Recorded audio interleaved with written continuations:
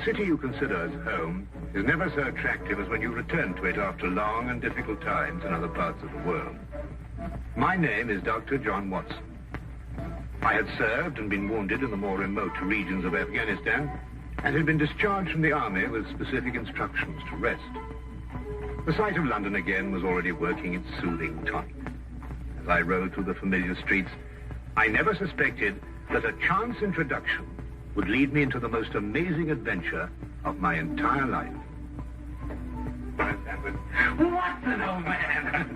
Hello, how have you been? Good to see you. Not as well as you, obviously. You look great, old man. Yes, you were wounded. Well, it's going much worse. Sit down. Care for a drink? No one. Yes.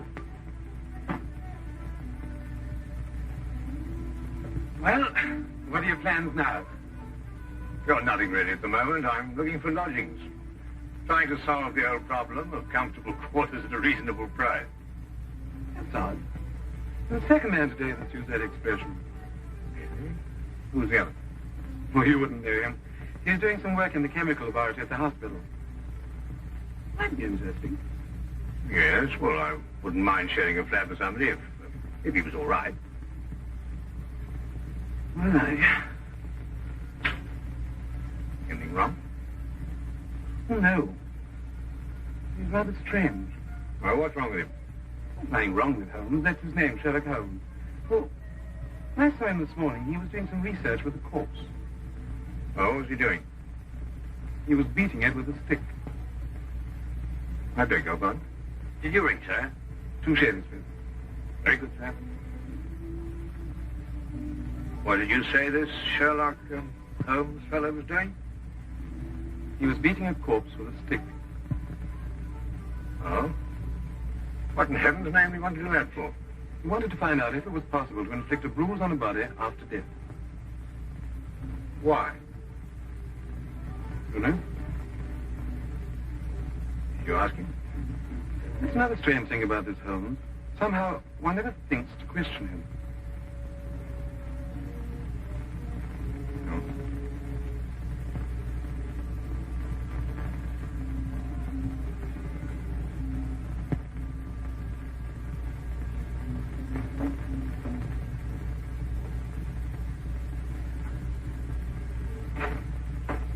It works. It really works.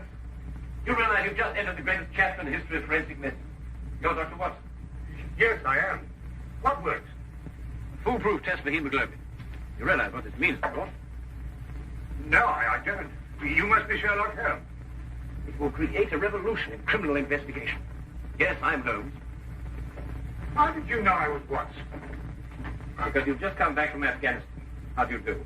How you do? How did you know I'd just come back from Afghanistan? Well, it's written all over you. The problem has generally been that a man is suspected of a crime months after the crime is committed. Then when they find bloodstains on objects of clothing, they can't be sure if it's blood, mud, or rust stains. But this solves the whole thing, of course. Oh, of course. Of course. Stanford told me you're looking for someone to share a flat you'd found. You know, if this test had been in existence a year ago, it would have meant that von Bishop of Frankfurt would most certainly have been hung. And that goes for Mason of Bradford, Muller, and O'Fay, naturally. Naturally. Who are these people? Did you know, I'm delighted to meet you, Watson. I think you'll like the flat. It's in Baker Street, by the way. Oh, we could pop round this afternoon and have a look at it if you can. Yes. Oh, yes, right. I'd like that. Good. Did you mind if I play the violin? No, go right ahead. No, I mean now. I mean, when we're sharing the flat. Oh, no, of course not. I like a bit of good music. Oh, good. I'm not very good. Oh. Tell me, Holmes. Yes. How did you know I just got back from Afghanistan? Well, it's obvious. Now, that's what you said before. It's a bit obvious. You're a doctor, that much we know. But with the air of a military man, therefore an army doctor. You've acquired a sunburn. I know it's not your natural color because your wrists are white. Your eyes tell me that you've recently been ill. I'd say some sort of tropical fever. You use your left arm stiffly as though you've sustained a wound. Now the problem becomes, where would an army doctor have contracted a fever, sustained a wound? The answer, my dear Watson, is in the present campaign in Afghanistan, naturally. Naturally. Of course, it's obvious. Naturally. Weeks examined the rooms at 221B Baker Street that afternoon and promptly moved in on the following day. I had, at this point, known Sherlock Holmes for only 24 hours. But the man's fantastic powers of perception, coupled with the almost unpredictable personality I'd ever encountered, kept me in a state of constant surprise when I wasn't being shocked. It was unbelievable, the things he knew and the things he didn't know. Oh, really, my dear Holmes? You mean to tell me you didn't know that the Earth moved around the sun? Really? But every school child knows that. Well, now I know it, too. And I shall promptly proceed to forget it. But why? Yes, why? Why should I remember it? Well, because it's a natural phenomenon. Well, is it important? Does it affect us? If you tell me the Earth went round the moon, would it make any possible difference to our way of life? Well, put it that way, no. Then it's useless information, and I shall do my best to forget it. I advise you to do the same. At times, I thought the man was joking and simply having a bit of fun at my expense. But I soon learned that he was in dead earnest. I also, unknown to him, made a brief classification of the man's knowledge. Literature? Nothing. Philosophy? Nothing. Astronomy? Nothing. Politics? Disinterested. Botany?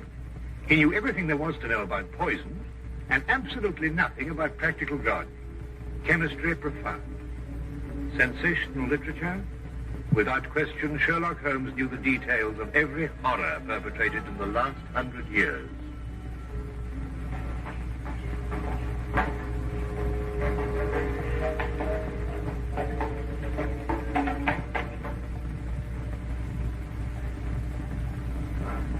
I believe we have a visitor. Really? Who's coming here? I believe so. I would also say he's a retired sergeant of Marines. Oh, you know the man? Never clapped eyes on him before in my life. Well, in that case, that's one of the wildest statements I ever heard. How can you possibly guess he's a retired sergeant of Marines? You've never seen him. A guess, my dear Watson. A calculated deduction.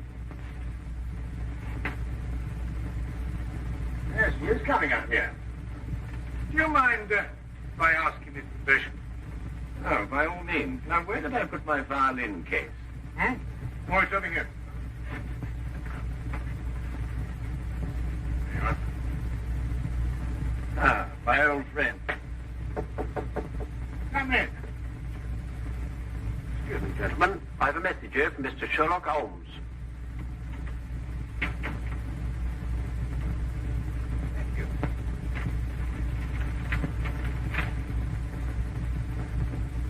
Excuse me. Sir? You mind telling me your occupation? Not at all, sir. I'm a civil servant employed by the police department. Thank you. I just wondered. Not at all, sir.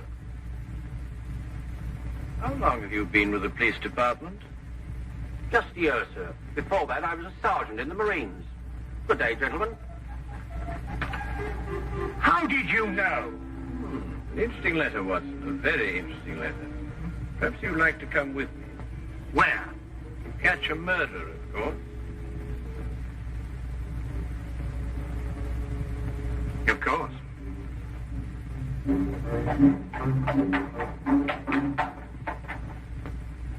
How did you know that man was an ex-sergeant of Marines? Who? A messenger from the police. Oh, yes, the retired sergeant of Marines. That's what I said. Well, there's nothing mysterious about such observations, my dear Watson, but unfortunately, when explained, they lose their romantic order of mystery. My decision was based on observation and logical deduction. The man had a large anchor tattooed on the back of his hand. This was visible from our window. I admit I didn't notice it at the time, but since you mention it, I think there was an anchor. Oh, there was indeed. He also wore regulation sideburns, had a slight nautical roll.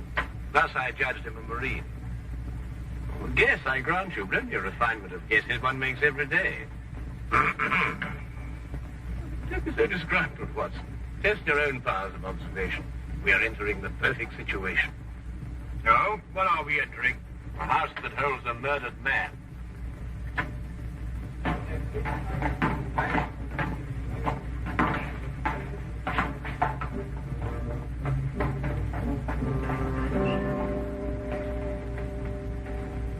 Is Inspector Lestrade inside? Yes, sir. May I have your name, please? Yes, Sherlock Holmes. This is Dr. Watson. Oh, that's quite all right, sir. Inspector Lestrade gave instructions to admit you. Oh, good. Oh, by the way, has the body been removed? No, sir, but the medical examiner's just gone. Oh, thank you. Let's hope they haven't moved things about too much. The police forces of the world seem to have an organized science of messing things about. Oh, I wouldn't say that, Holmes. Now then, move along there, everybody. Move along. There's nothing to see today. I don't know. I swear I don't know. I tried to help you. Don't you believe me? I had to do what I could. It was instinctive. Instinctive for a woman like you to commit murder. That's not true. You know it's not true. I know you hate me, but you can't believe I'd do a thing like this. Yes, I can, and I do. She's a murderess. You know it as well as I. She murdered your brother. It's a lie. Yes, it's a lie. The entire story's a lie. The relationship you had with my son was a lie. My son's been murdered. This girl's a murderess. Why she did it, what her motive was, I don't know. They were engaged without my blessing. I can only be grateful that she gains nothing by her crime. Your duty now is to convict her. Just a moment, please.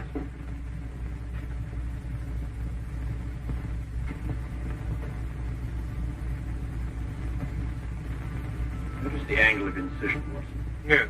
And the force of the blow and the general penetration of the upper region of the chest.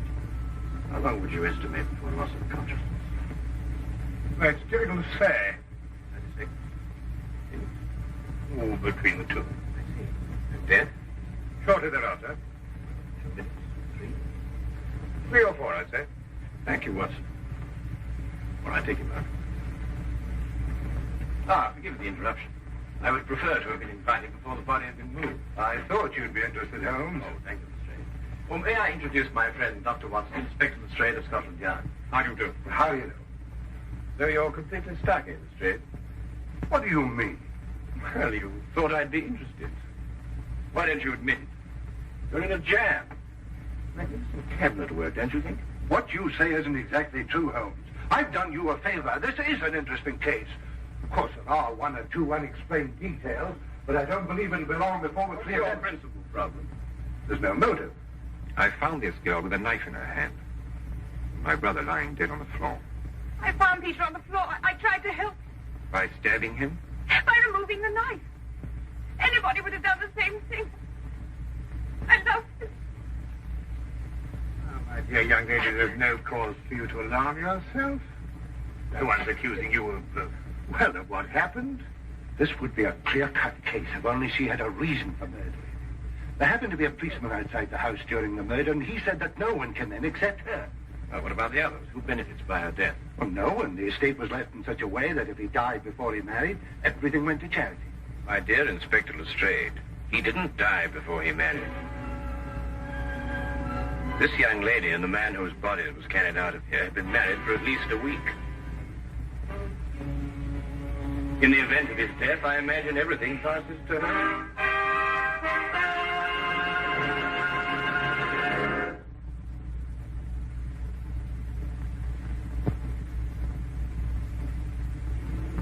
And now we return to the case of the Cunningham heritage. How did you know they were married? Weren't you?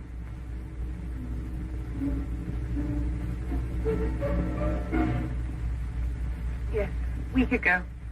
Then you do benefit by my brother's death. You're his heir. I don't know if I am or not. I only know I didn't kill him. I swear I didn't. Where were you married? We went down to Brighton last weekend. Well, why didn't Peter say anything about it? I don't know. He asked me not to say anything. Of course I didn't. I'm afraid, young lady, I'll have to ask you to accompany me to headquarters. Sam.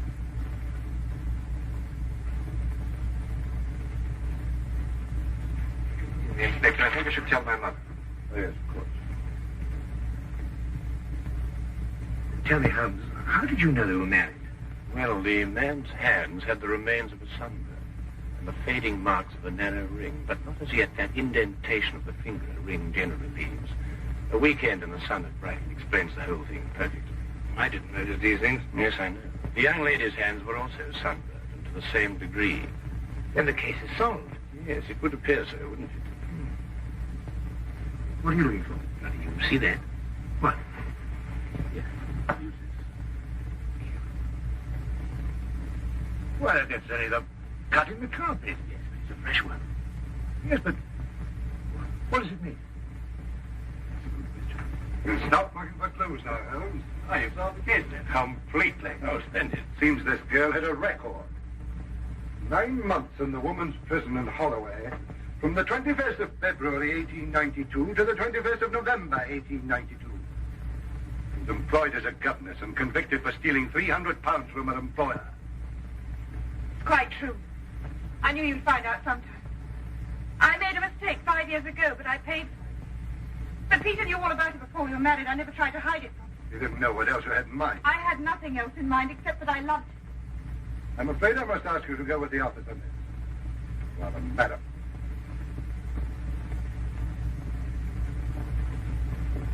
Well, that's how I like my cases.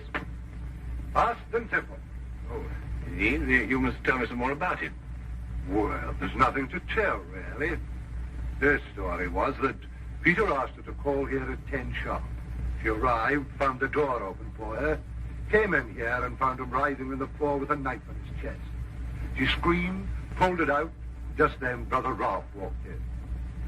Peter died without saying another word. So she stabbed him for the inheritance and was caught in the act. Simple. Well, holding off the law. Couldn't be simpler, could it, Watson? I still think it's a tragedy. Yes, but my job, Dr. Watson, we run up against it all the time. Yeah? No, thank you. Well, I suppose you've had some amazing adventures. Yes, but one learns to have a real philosophy of life and get a good perspective. Yes, I suppose. But just the same, I think it's a pity. Just another case of a clever girl being too clever. The clever girl who intended to murder her husband, she certainly chose the most stupid possible way to commit the crime. What was that? Well, what's this? Checkbook. Oh, amazing deduction of a straight look. So Peter Cunningham drew a check for £1,000. 6 weeks ago, and 5 weeks ago, and 4, and 3, and 2, and that's all. Well? They're drawn to cash. Well, I don't get your point. He was a very rich man. What? A great deal of cash. It was his own money. I suppose he could do what he liked with it. You may have hit the proverbial nail, Miss Gray. Now, look here, Holmes. You're trying to start something that just doesn't exist. You think so? I have a great deal of respect for your opinion, Holmes. But your trouble is that you can't leave things alone. If there isn't a mystery, you have to make one, or you're not happy. You're right, I'm not happy. There are marks on the carpet indicating a struggle. The man whose body was carried out of here was over 6 feet in height. If he had struggled with a girl who had left here, I don't think he'd have lost. She surprised him. Oh, but he was expecting her. That's her story. I'd say she sneaked up on him. What, had stabbed him in the chest? How do you sneak up on someone and stab him in the chest straight? Now, look here, Holmes. You're trying to start something, and I just won't stand for it. That girl's a jailbird, and she's guilty, and she's going to hang. And that's the end of the case. I see Inspector Lestrade is up to his usual mental gymnastics, trying to hammer square pegs into round holes. Well, it's been a great pleasure meeting you, Inspector. I warn you to keep away from that man, Holmes, or you'll be insane in less than a week.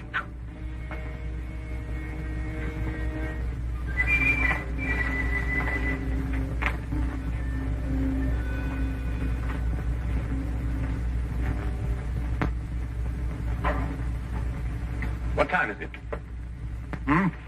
Oh, 10:30. Perhaps you'd like to take a little stroll with me. What? I'd like to investigate this afternoon's affair a bit further. Oh, yes. I'd like that. I thought you'd forgotten about it. Not at all. I've been thinking about it all evening. Shall we go? Then we must exchange our thoughts en route. Where are we going? To the Cunningham house. I didn't know you made an appointment there. I didn't. Oh, well, who do you expect to see? No one, I hope. Well, I'm terribly sorry, Holmes, and I don't understand what you mean when you say you want to go to the Cunningham house. You can't do that. What? Well, you can't break into the house. Why not? It's against the law, that's why not. Why, if we're caught... That's it. What is? If we're caught. But that makes no difference. Makes no difference at all. The thing is, if we're caught, it's against the law.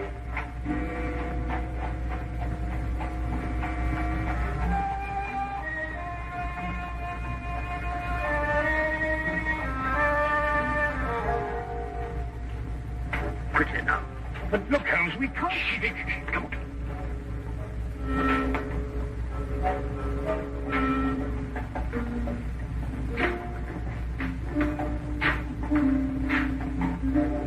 Good evening, Inspector. Good evening, Sergeant. Everything all right? Yes, sir? I just thought Sherlock Holmes might have dropped by. Where'd you get the key? The key's a burglar's too. A burglar's too? Key clear? Yeah.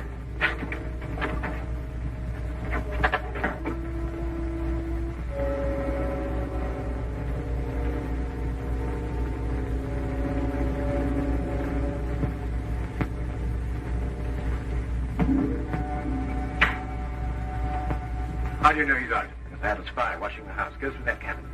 What am I looking for? Papers, bank statements, anything to indicate passage of money from Peter Cunningham's account. Go on.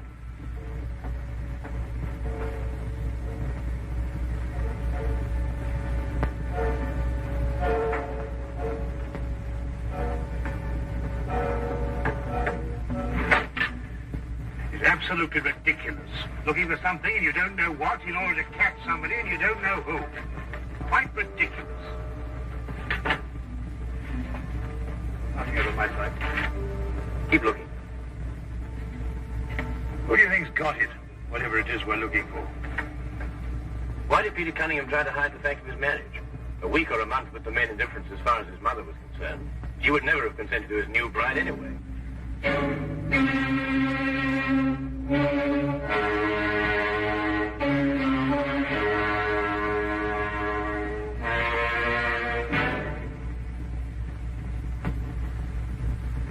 He married her to prove to me that my blackmail wouldn't stop him. And then he withheld the fact in order to give me 1 week to clear out of the country before he exposed me. The money he paid you went to buying up your promissory notes. I was being pressed, Mr. Holmes. My brother's engagement to a jailbird gave me a perfect opportunity to extract a little money from him. In fact, if he hadn't been such a bullhead, it would have gone on for quite some time.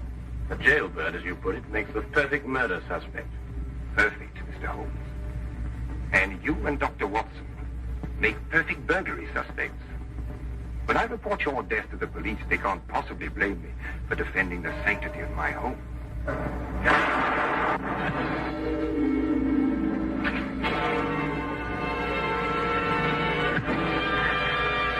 Well done, Watson. Oh, I could have done a bit better. It was my bad shoulder. Quite all right, Watson. Think no more about it. So that's our murder. Yes, the only possible one, of course. Only a man could have struck that blow. Peter died, as you say, within 3 or 4 minutes. And there was a bobby outside the whole time. Yes. Crystal clear. No, completely obvious. Well, what do we do now? What's going on here? Who fired that shot? We will sit with the good inspector, and with the aid of our evidence, a bit of logic, and a few simple diagrams, we will endeavor to convince him that night follows day, and that 1 and 1 inevitably makes 2. How did you two get in here anyway? Now, Inspector, calm yourself, Cunningham. Come, sit down. Now, here's a good friend to sit right here. Now, you see, we have a great deal to talk about.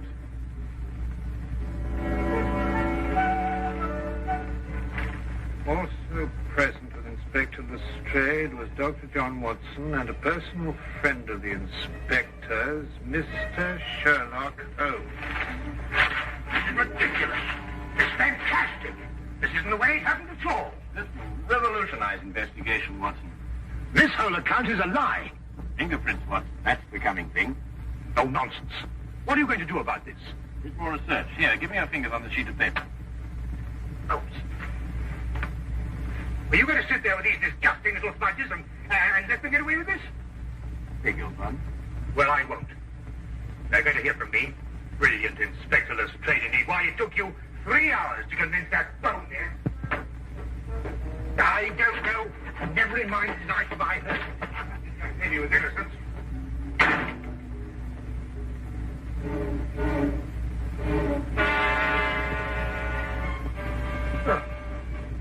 I wonder if he got more than a shoulder wound in Afghanistan.